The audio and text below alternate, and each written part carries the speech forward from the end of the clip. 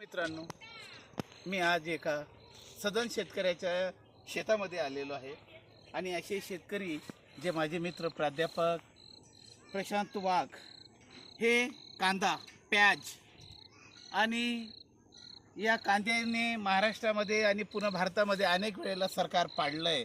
कारण कांदा जेव्हा वांदा करतो त्यावेळेला महाराष्ट्रामध्ये वादळ येतो आणि अशा या वादळाला शमवण्याची शक्ती जर कोणामध्ये असेल तर ते शेतकऱ्यामध्ये, आणि शेतकऱ्याने अहोरात्र कष्ट करून हे 10 एकर शेतामध्ये कांदा लावलेला आहे.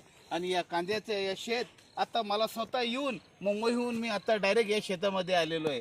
कारण इथल्या मालेगावच्या कृषी विद्यापीठाला भेट द्यायची होती आणि त्या माध्यमातून आमच्या मित्राच्या शेताला भेट दिलेली आहे. कांदा हा पीक कशा प्रकारे पिकवलं जातं हे आपल्याला या ठिकाणी दिसून येईल.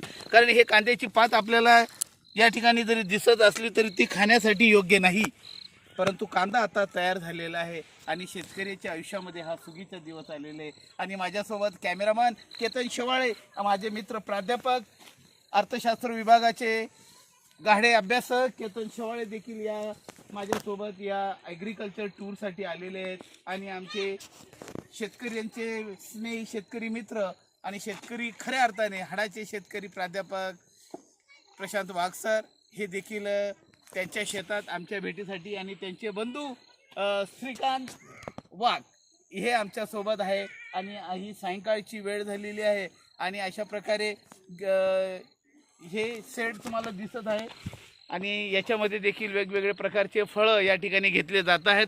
आपणा समोर दाखवा सर, यांच्यासमोर त्या टाक्यासमोर दिसत आहेत. इथं कलिंगडची शेती, काकडीची शेती अशा प्रकारचे अनेक पिकं घेतली जात आहेत. आणि सुंदर असं हे दृश्य आम्हाला या ठिकाणी खऱ्या अर्थाने या शेतात येऊन पाहायला मिळतं आहे.